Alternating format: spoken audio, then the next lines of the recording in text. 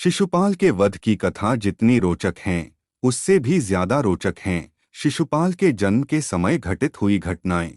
जब शिशुपाल का जन्म हुआ था तब वह 3 आँखों तथा 4 हाथों वाले बालक के रूप में जन्मा था।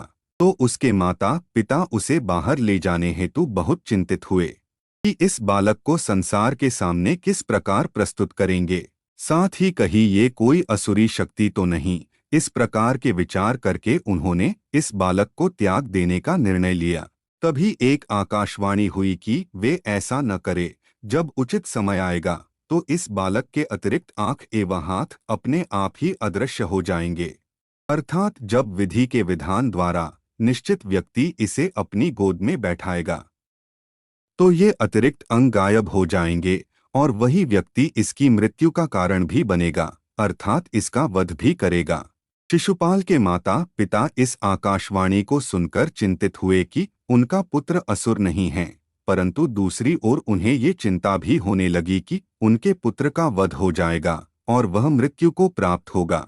एक बार जब भगवान श्री कृष्ण अपने पिता वासुदेव जी की बहन अर्थात अपनी बुआ के घर गए और उन्होंने उनके पुत्र शिशुपाल को स्नेह वश अपनी गोद में बैठाया, तभी शिशुपाल के अतिरिक्त अंग अर्थात 1 आँख और 2 हाथ गायब हो गए।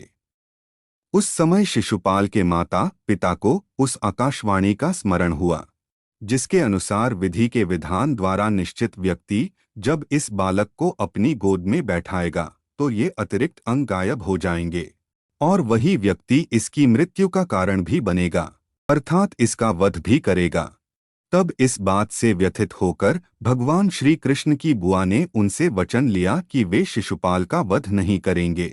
शिशुपाल वध तो पूर्व निश्चित था, परंतु वे अपनी बुआ को भी दुखी नहीं करना चाहते थे। बाद में उन्होंने वचन दिया कि वे शिशुपाल की 100 गलतियां क्षमा कर देंगे, परंतु 101वीं भूल पर वे उसे अवश्य दंडित करेंगे।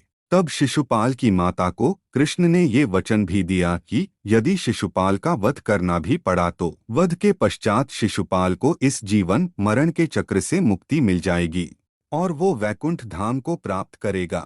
काल चक्र चलता रहा और महाभारत काल में कौरवों और पांडवों के बीच महाराज पांडु के ज्येष्ठ पुत्र युधिष्ठिर को युवराज घोषित करने का निर्णय लिया गया।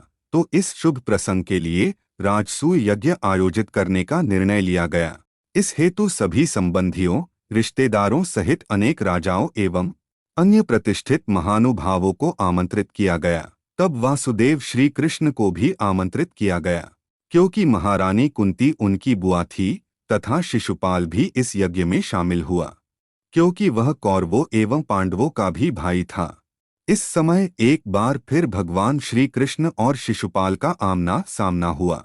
शिशुपाल भगवान श्री कृष्ण से क्रोधित था, जिसका कारण था भगवान श्री कृष्ण का राजकुमारी रुक्मणी के साथ विवाह करना। भगवान श्री कृष्ण ने राजकुमारी रुक्मणी से विवाह किया था, परंतु राजकुमारी रुक्मणी का विवाह उनके भाई राजकुमार रुक्मी ने अपने परम मित्र शिशुपाल के साथ करना निश्चित किया था। परंतु राजकुमारी रुक्मणी भगवान श्री कृष्ण से प्रेम करती थी और उन्हीं से विवाह करना चाहती थी और राजकुमार रुक्मी ऐसा नहीं होने देना चाहते थे।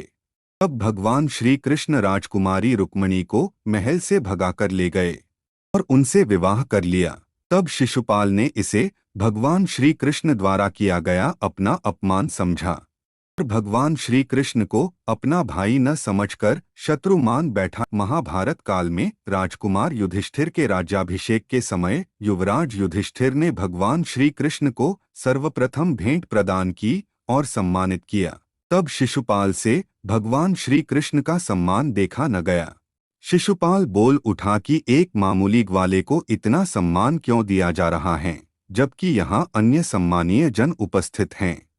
और शिशुपाल ने भगवान श्री कृष्ण को अपमानित करना प्रारंभ कर दिया। शिशुपाल भगवान श्री कृष्ण को अपशब्द कहे जा रहा था, उनका अपमान किए जा रहा था, परंतु भगवान श्री कृष्ण उनकी बुआ एवं शिशुपाल की माता को दिए वचन के कारण बंधे थे, अंतः वे अपमान सह रहे थे। और जैसे ही शिशुपाल ने 100 अपशब्द पूर्ण किए और 101वां अपशब्द कहा, भगवान श्री कृष्ण ने अपने सुदर्शन चक्र का आह्वान किया और इससे शिशुपाल का वध कर दिया।